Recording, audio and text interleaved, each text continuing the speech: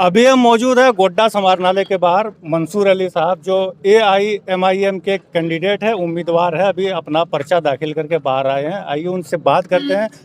आप चुनाव लड़िएगा किस मुद्दे पर गोड्डा लोकसभा में? निश्चित तौर पे हमारा मुद्दा क्लियर है और हम हमारी पार्टी जिस मुद्दे पे हमेशा लड़ती है कि जो जनहित के लिए मुद्दा है उसके लिए काम हमारी पार्टी हमेशा करती है।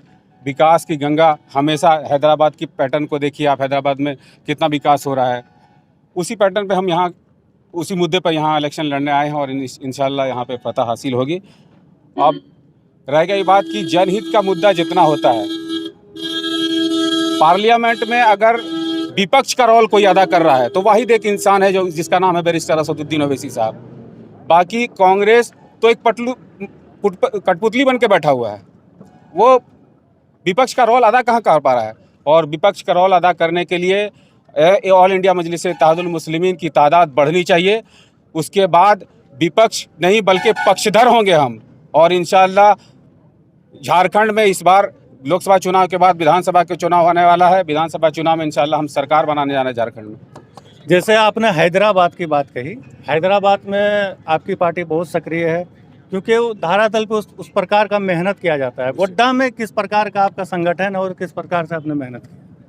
देखिए, गोड्डा मेरा पार्टी का मेहनत और पार्टी के कार्यकर्ता निरंतर 2014 से कंटिन्यूस मेहनत चल रही है यहाँ पे, और हमारे कारकुन काम में लगे हुए हैं और ओवैसी साहब का जो पैगाम है उनको घर घर तक पहुँचा चुके हैं। रह गई बात गोड्डा लोकसभा का चुनाव, आपके कहने का जो मकसद था कि अटेंडम गोड्डा लोकसभा चुनाव में MIM प्रत्याशी क्यों आया जी, मैं उसका जवाब देता हूँ। गोड्डा लोकसभा चुनाव में सबसे पहले दीपिका पांडे जी का इंडिया गठबंधन से नाम आया, उसके बाद उसका नाम खारिज किया गया। सारे महामंडलीय बैठने के बाद उसको ये डिसीजन लिया गया कि नहीं, इनको टिकट नहीं दिया जाएगा, इनका टिकट निरस्त किया गया। टिकट काट दिया गया। पूरे गोड्डा लोकसभा में एक हवा बनी जो, और निश्चित तौर पर उसका हकदार भी हैं हम। बिल्कुल, लोकतंत्र में तो क्योंकि नहीं, मैं उस नेता की बात कर रहा हूँ जो उनके सुप्रीमो हैं। उसी सुप्रीमो का कहना था जिसकी जितनी संख्या भारी उसकी उतनी हिस्सेदारी। बिल्कुल। तो कहाँ गई हमारी हिस्सेदारी? जब दीपिका पांडे का टिकट कटा तो फुरकान साहब को टिकट क्यों नहीं दिया गया? क्यों मुस्लिम का टिकट क्यों नहीं दिया गया मुसलमान को टिकट? वह हमारा ये मुसलमान का टिकट क्यों कटा?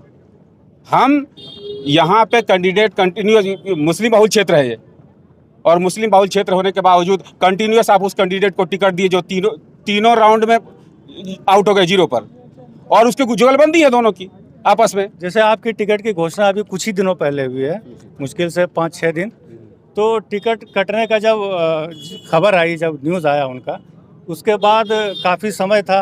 आपके संगठन का विस्तार भी गोड्डा में शायद उस ढंग से नहीं था और टिकट की घोषणा भी उसी समय हो जानी चाहिए थी। लेकिन जैसे सोशल मीडिया पे एक बयान सुनने को मिला निशिकांत दुबे जी के द्वारा कि मेरी लड़ाई डायरेक्ट असद साहब की पार्टी से है, AIMIM से है, लेकिन उस समय आपकी पार्टी अस्तित्व में गोड्डा में नहीं थी, कोई उम्मीदवार नहीं था, तो फिर उसके बयान आते ही अटेंडेम फिर टिकट का घोषणा हो जाना। नहीं, टिकट का डिसीजन जो है, देखिए टिकट का जो गोड्डा लोकसभा टिकट का जो डिसीजन हुआ, सांसद महोदय हमारे बैरिस्टर असदुद्दीन ओवैसी साहब का खुद इलेक्शन हो रहा है, और उसके बाद यहाँ से मैसेज 2019 का इलेक्शन के बाद से ही यहाँ से डिस्कस चल रहा है कि झारखंड में इलेक्शन लड़ाएंगे हम गोड्डा लोकसभा का। लेकिन कंडीशन जो मैंने अभी पहले भी बताया कि दीपिका पांडे, मुझे जहाँ तक जानकारी है टोटल 2 सीटों पे आपकी पार्टी चुनाव लड़ रही है। जी, राजमहल और गोड्डा। जी, राजमहल और गोड्डा में दो जगह हम लोग प्रत्याशी है हमारा, और इंशाल्लाह हम लोग दो जगह इलेक्शन लड़ेंगे।